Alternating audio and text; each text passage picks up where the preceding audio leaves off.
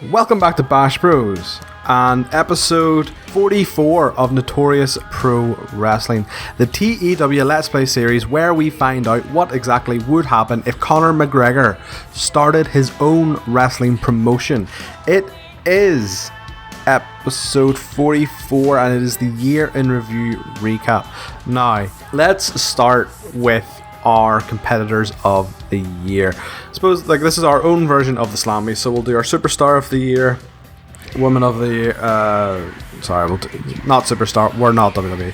We'll do our Wrestler of the Year, Female Wrestler of the Year, Tag Team of the Year, and then we'll kind of look at our top matches, our top shows, our top attendances, and look at how far we've come, because although, unfortunately this year we didn't hit small size, we still absolutely have absolutely gotten bigger. Doing a show in Scotland has massively helped as well, and we'll see where we rank now. We pretty much started at the bottom of the company wars, so we'll see where we're ranked now.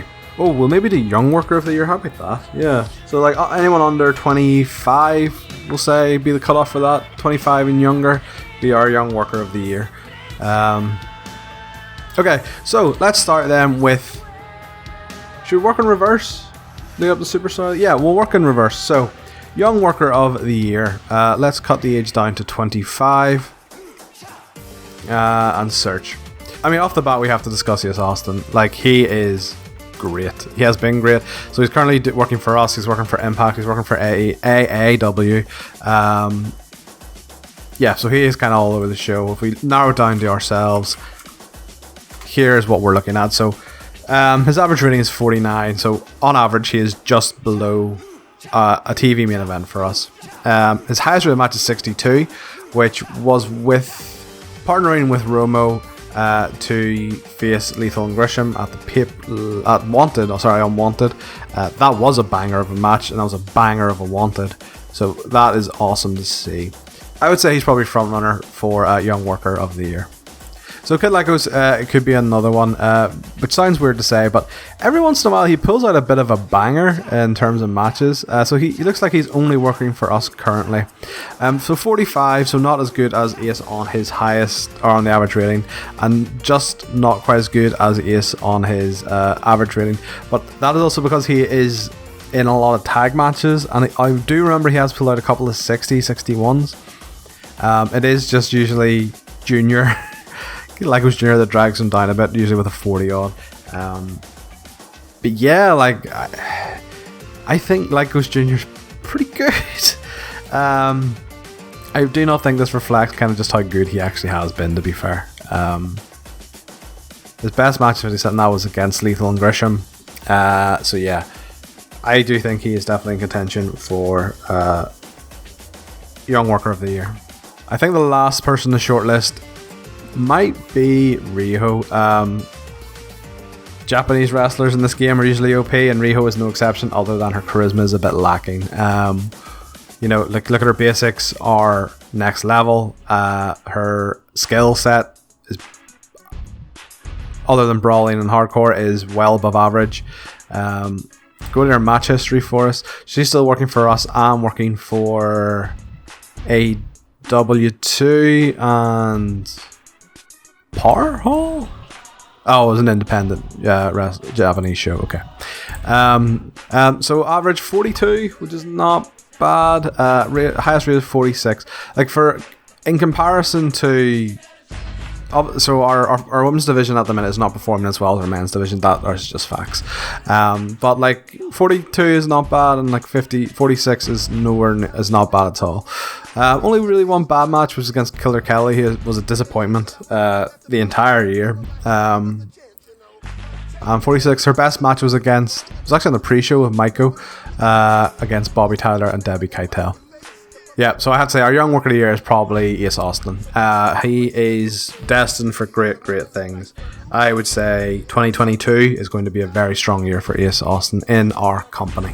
Okay, so Tag Team of the Year. I have shortlisted, so Romo and Ace. Ace is back. He ain't going nowhere. Yeah, so if I look at all the matches with Romo and Ace in it, so as you can see, 54 rated average, which is unbelievable. That is, his average match is a TV main event, and then his highest rated match, which was against Lethal and Grisham. And yeah, say they have. I think like they have good chemistry whenever Carlos and Ace have good chemistry whenever they tag together, and it really shows. To say. So absolutely, I do think that Ace Austin and Carlos Romo are in contention for Tag of the Year. Of course, when it comes to Tag Teams of the Year, you can't not discuss our first ever Tag Team Champions, the Grizzly Young Vets. So, Grizzly Young Vets are currently working for NXT US. So, looking at our stats for us, as you can see, so like their average rating is 52, but they have been with us for a lot longer than some of the other teams. But you can see kind of during the start, kind of rough going, but they have gotten better and better and better and better and better. And their highest match was a 60, which was against Lethal and Grisham, appearing once again. And my last shortlisted team for Tag Team of the Year is actually teams that have been mentioned twice tonight, Lethal and Grisham. Weird that these two guys, who are normally fantastic singles competitors, are being considered for Tag Team of the Year. But I mean, when you look at the stats, they don't lie. An average rating of 57, a highest rated of 62. To be honest, I think Lethal and Grisham are our Tag Team of the Year. I'm giving it to them. The US have invaded, and yes, it's a Tag Team of the Year, Lethal and Grisham. Interesting to see if I maybe still stick with them as a tag team, or if they start to go their own separate ways, but I mean, either way, they are going to be valuable assets to NPW going forward. Okay, so our Women's Competitor of the Year. I have shortlisted, obviously, Viper, who was our first ever Women's Champion. Now, she is currently doing work for NXT UK as well as us and ICW. Obviously, I have been very vocal about the fact I do think she has been slightly disappointing as Women's Champion. I mean, an average rating of 46 is, you know, not great, I suppose. And the highest of 52 means that her best work was TV pay-per-view or TV main event. So, but in our women's division, those are still very good stats. That can't deny that. Also shortlisted is Tessa Blanchard, our current women's champion. So she's doing work for us and the Crash, predominantly. And if we look at her matches, you know, an overall rating or an average rating of 45, which is actually not as good as Viper, and the best match, and her best match is 51. Again, not as good as Viper. So maybe I'm just being too harsh on Viper.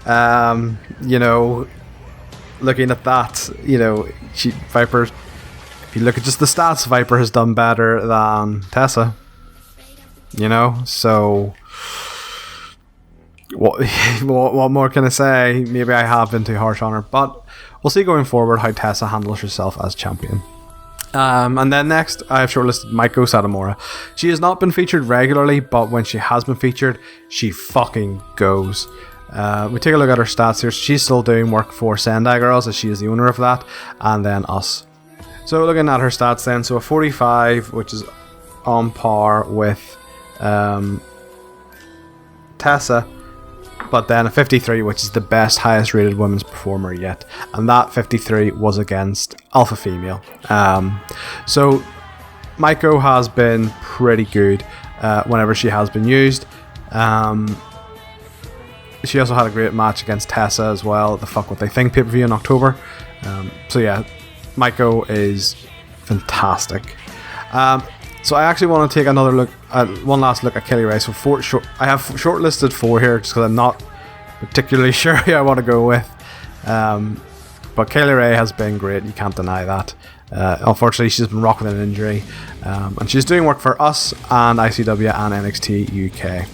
So looking at our stats for us, she has a 45 overall and a 52 highest rated, which is very similar to Viper and Tessa. Ooh, I don't know, guys. I don't know who I want. Like, I like the women's division has been. I know that our women's division is quite young. Man, I don't know. I actually might add up their stats and see who has the best. But there's going to be like a point in it, if even. Okay, so even though I just went by purely statistics and just added their average and their highest together, I have drawn. I have a draw between Viper and Maiko. I am going to go with Viper just because she was our first women's champion, and that is the only difference between the two. Maiko can perform at a high level. Viper, although she can perform at a high level as Maiko, is obviously still very consistent. So yes, Viper is our women's wrestler of the year just because she was the first women's champion, and that was the only thing that helped her pip Maiko Satomura. Now, our male wrestler of the year. I could have shortlisted about five, 6 people for this, but I limited myself to 3 for this. So, so let's start. We'll do this alphabet. So, Chris Hero. Chris has just been dope. He only works for us, which is amazing. Thank you, Chris. And yeah, Chris has just he was our first champion for a reason. He pulls out bangers consistently. He is a part of the highest rated match of all time. Like, his average is a TV main event level match. You know, that says a lot. So Chris, for me personally, is the front runner for this. He's just been unbelievable. Next up, Doug Williams. Yes, Doug did wrestle for us for about 5 months. Don't forget that. And when he did, he was fucking good. He was really fucking good. He still currently working for GWF and MPW, and us, obviously. We just dropped him down because I think he is more valuable as a road agent rather than a wrestler. But that does not take away from the fact he is a great wrestler. So 51 average rating. I mean, again, that is a TV main event level match, just as an average. And highest rated match is 63, which is 1 point less than Chris Hero. So yeah, Doug can go. Let that in his final match actually in NPW, which was for his career versus title. He pulled out the best match of his career, and that is amazing. That is so amazing. And the last person I have shortlisted is our current NPW champion, Pentagon Jr. So he's working a lot of places. He's working AAA and AEW and some independent stuff. So currently for us, his average rating is 53, again, which is dope. And 64, so he was as a part of the best match we've ever had, as far as I know, with Chris Hero. Like, all 3 guys have a shout, you know, they really do. All 3 guys are great. Like, they really are, and all 3 guys are amazing. Chris has pulled out god level matches. Doug, for the 5 months he did wrestle with us, was unbelievable, and Penta has consistently been good, even going so far as to get a semi-decent match out of Grado. Yeah, I mean, Penta's just, they're all up there. I have to go with Chris. Chris Hero has been unbelievable for us. Really, really has. He just goes. Like, he just goes. Like, you go out there and you go, Chris, I need you to wrestle this guy, and he just pulls out a great match. I cannot believe no one has hired Chris Hero in real life and in this game to work with us. So the next couple of awards, I suppose, or year review stuff I want to look at is us as a company. What's our best show been? What's our best matches been? So if we look at our shows for the year, our best show was The King Is Back in July. So this was the card. I mean, yeah, it's a pretty good card, guys. I'm not gonna lie. Like, even the pre-show had a 50 rated match on it. So I mean, it looks like, so we opened up with Grizzly on Vest versus Lycos Gym. Both teams did great there, 55. We debuted Mark Andrews on that show as well. Mark Andrews went on to win a Battle Royale. and that was the start of the rift between Kenny Williams and the Great Talent Agency. The Mighty Don't Kneel faced GTA. That was when Kenny and then went on to beat them. I think that was Kenny didn't walk out then, but that was part of the story, was Kenny couldn't gel because of that. We had a Conor McGregor promo, always helps. And then we had Hero versus Pentagon for the title. It's great, absolutely great show. Anything with Chris Hero and Pentagon was going to be great, let's be honest. So that was a great show. So Fuck What They Think then came after that, 65. So that was actually joint. Our top 3 were joint, and Fear No Man. We pulled out a 65 back in May. That is mental to think. 5 months in, we were able to do a fucking great show. I mean, it was Hero versus Doug in the dude. And then Penta versus James, which is great. And Kings of the North versus Cyborg Worlds and the Filthy Generation, which is pretty good. Killer Kelly versus Rio was a disappointment, but again, Killer Kelly just didn't show up for us for some reason. And then Dynasty versus Gorilla Gun Vets, which was great. We had done that match before, so there you go. That's mental to think. So that actually happened at Frostbite as well, and Dynasty actually beat Grizzly Young Vets then too for the titles. That's actually really cool. Our best match. My God, look, it's Chris Hero. Who could have foresaw that? Chris Hero versus Pentagon is our best match ever in NPW. And I want to go down and just see how far Chris Hero was featured in the top 4 matches. That was a great match, by the way. It's a shame Rich Swann is still injured. Oh, poor Rich Swann. Was it a torn bicep? Yeah. Still out injured. Real shame. I had so many plans for Rich, actually. Him and Jody Fleisch as the Birds of Prey were going to be a nice wee fun tag team. They were going to feud with Lyco's Gym. Probably still will whenever they come back down the line, but that was a great match between those two. And then Ace and Romo defeated. So Lethal and Grisham have been fantastic. And then Chris Hero's just been next level, and Pentagon's up there and Doug's up there. So our top attendance, no shocker, was our latest one. Our attendance has just gone from strength to strength to strength in terms of our pay-per-views, obviously. 351, which is unbelievable. Like, you compare that down to where we started, or probably our first attendance. We only had 57 shows. Our first attendance, we might have 57 shows, so our first attendance was 45 people. But it is cool to see that we are now getting hundreds of people for our pay-per-views. But here we look at our champions. Obviously, we don't have a massive title lineage, but so obviously Chris Hero won the belt and lost the belt this year with a great reign from March to September.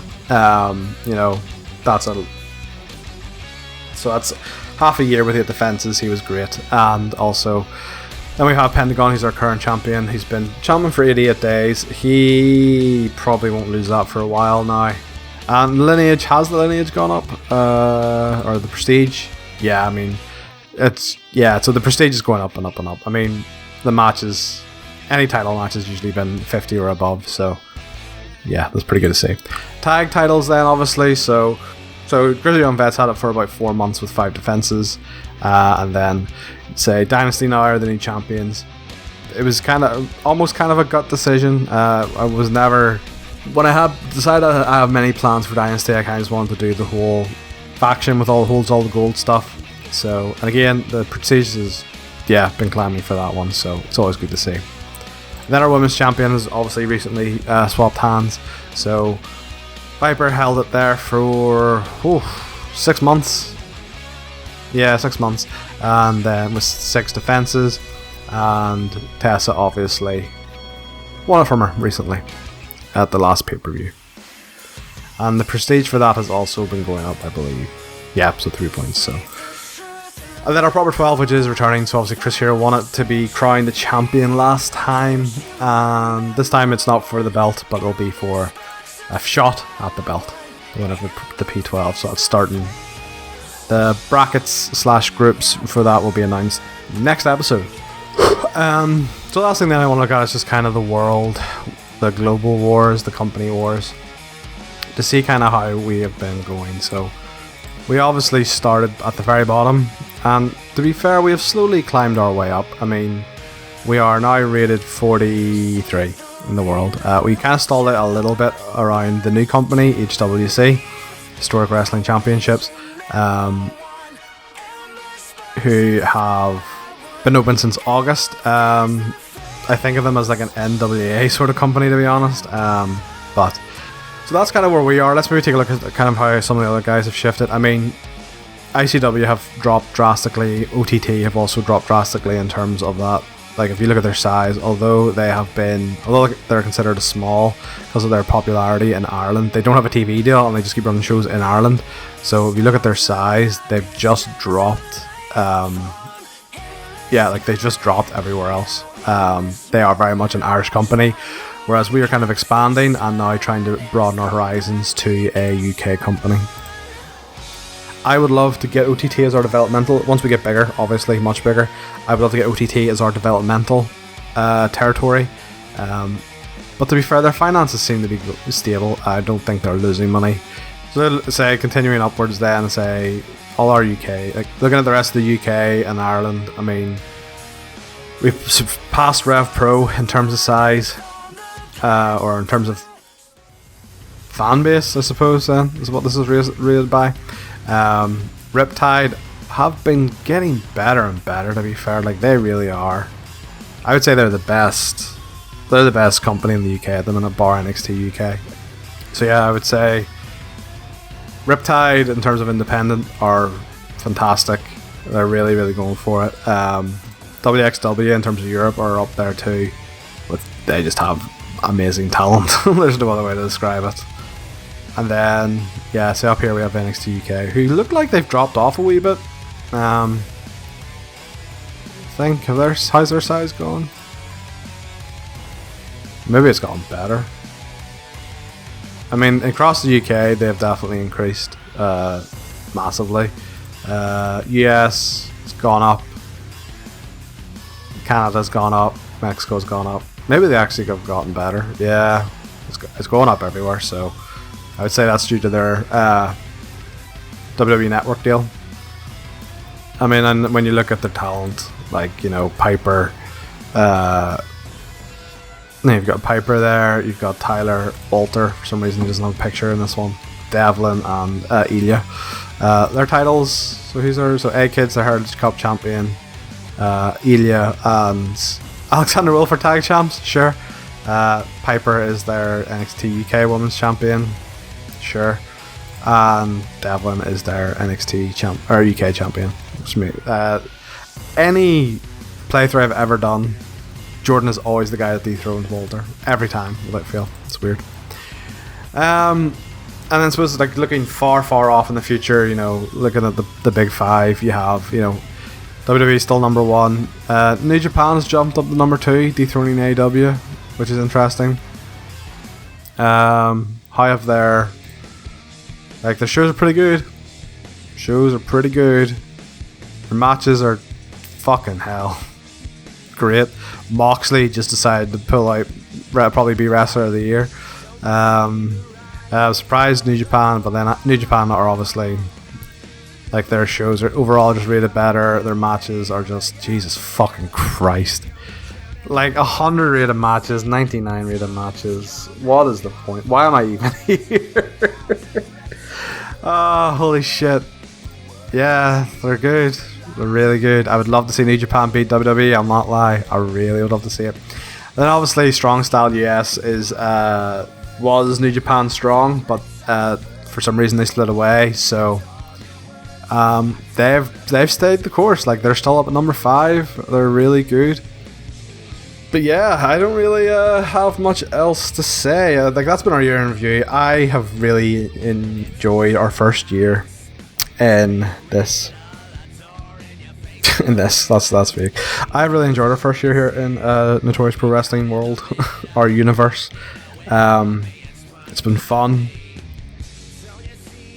So yeah, look, that is it for this week. I hope you enjoyed this very different episode. Obviously, it's a lot different from what we normally do, but hey, we're only going to be doing it every so long, every year, in-game year, which works out roughly to be about 40 episodes. So in 40 episodes time, get ready for another year in review.